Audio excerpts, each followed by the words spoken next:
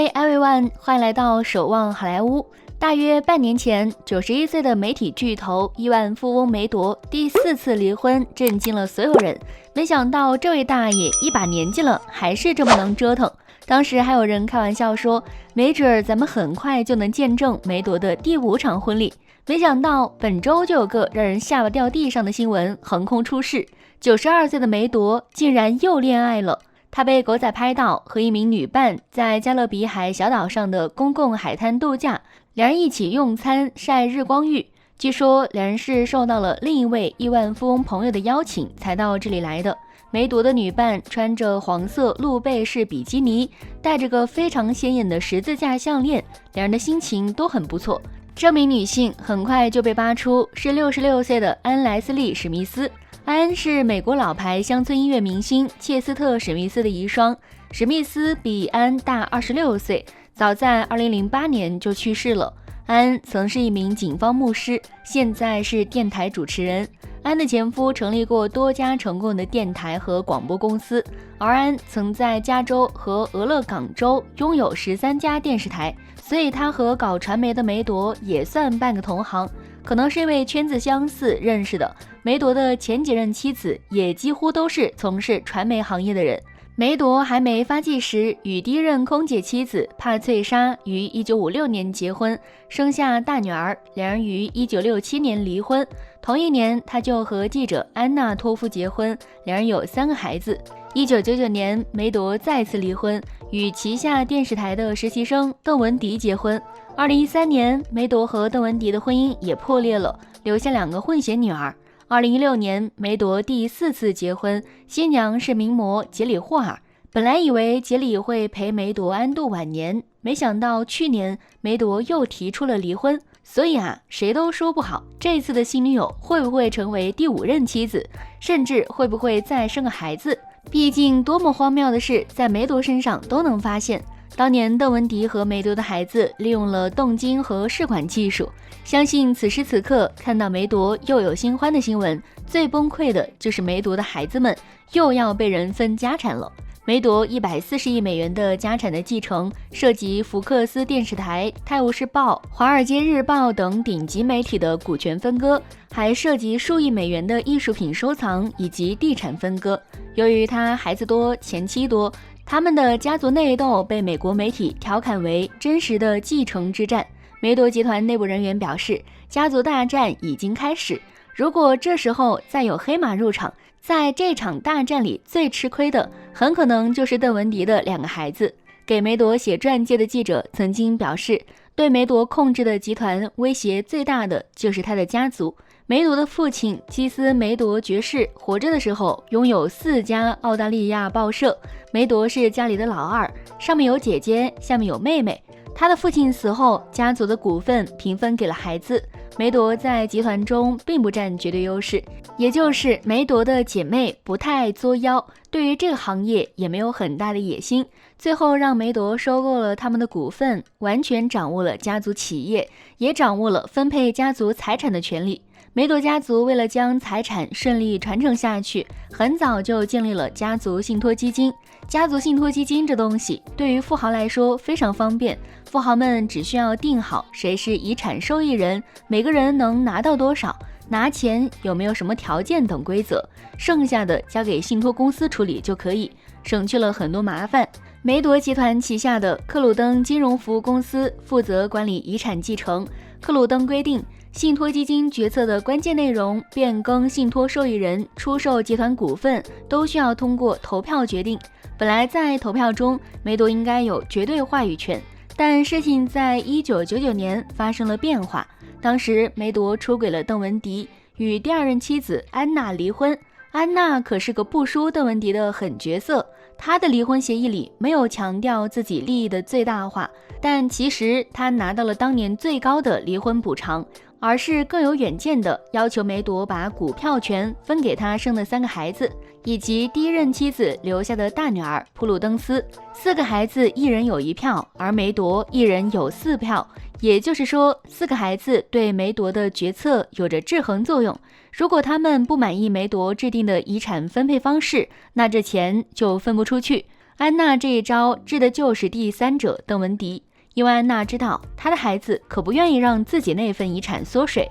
把钱分给后妈家。果然，邓文迪的2个女儿格雷斯和克洛伊刚出生时，梅朵本身想给他们争取和前4个儿女一样的信托金额，被几位成年子女们强烈反对。即便是在邓文迪的努力下，2个女儿也只得到了有限数额的信托资金，并不能拥有股票权。也就是说，她们成年了也无法参与到遗产分割的规则制定当中，只能任由哥哥姐姐们摆布。当然了，第一任妻子和第二任妻子的4个孩子看似在同一阵营，其实也在暗中争斗。第二任妻子和梅朵的3个孩子分别是女儿伊丽莎白、大儿子拉克兰、二儿子詹姆斯。目前真正掌控着家族大权，被认为会是梅朵选定的接班人是大儿子拉克兰，他被任命为福克斯公司执行董事长。虽然身居高位，但在家族股份上他却不是最大股东。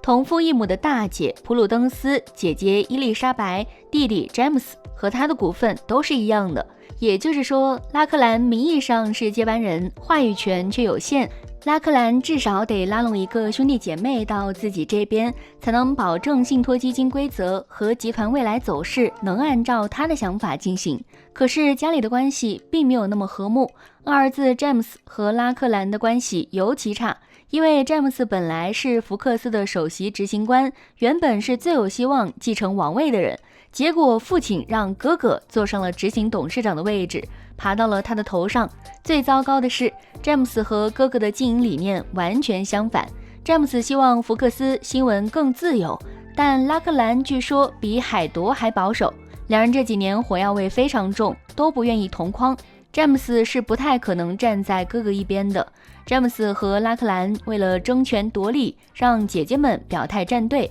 詹姆斯希望最好能合力把拉克兰赶下王位。梅朵与已故的第一任妻子生的大女儿普鲁登斯，在这场战争中完全是人淡如菊的状态。她早就不在集团工作了，也没有明确要支持哪个弟弟的想法，跟所有人关系都很好。由于瑞士是永久中立国，所以她也被家人调侃为瑞士人。而二姐伊丽莎白的立场同样暧昧，她在家族企业中深耕多年，和詹姆斯的理念比较相似，但又对父亲特别忠诚。平时有父亲和拉克兰出现的地方，她都会出现。比如去年梅铎新闻集团在伦敦办的派对上，伊丽莎白和普鲁登斯、拉克兰亲密地站在一起，詹姆斯则没有出席。伊丽莎白究竟会支持父亲钦定的拉克兰，还是意气相投的詹姆斯？现在谁都说不好。目前看来，梅铎家的最大受益者最可能的还是拉克兰。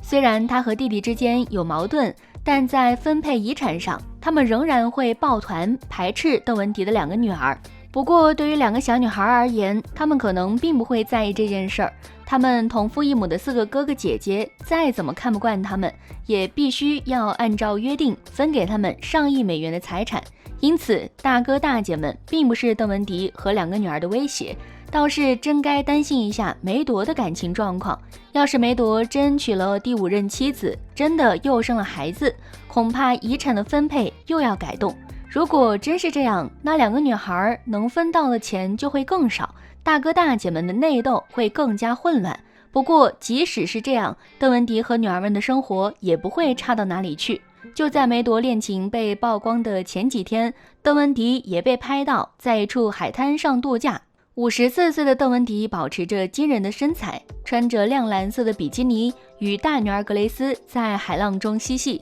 邓文迪在离婚后，先是与比自己小不少的小提琴家查理西姆约会，又和年仅21岁的匈牙利模特贝托尔德扎霍兰相恋2年。2020年还被目击与一名身份不明的帅气男青年一起旅游，而这2年他则回归单身生活，偶尔出席时尚活动和名媛晚宴，低调又悠闲。大女儿格雷斯考入耶鲁大学，最近还与美国新闻业大佬的儿子公开了恋情。二女儿克洛伊则进入了斯坦福大学。虽然邓文迪离婚后分到的财产比起梅铎的身价而言并不算多，只有2套豪华的房子，但他离婚后的1亿美元身价已经足够他和2个女儿潇洒过一辈子了。据说梅朵现在的身体已经很虚弱了，但精神却仍然非常敏锐。不知道她是否会脑子一热，第5次结婚，给家族带来更多的混乱。但可以确定的是，即使梅朵没有再婚，等到她去世后，剑拔弩张的家族内部也一定会迎来大洗牌。在这种情况下，邓文迪的2个女儿不用卷入家族斗争，不用担负企业的生死存亡，只是拿到的钱少了一点点，这感觉比4个天天斗心眼的大哥大姐快乐多了呀。最后，如果喜欢这部影片，别忘了按个赞或是分享给身边的朋友，感谢您的鼓励，我们下期再见。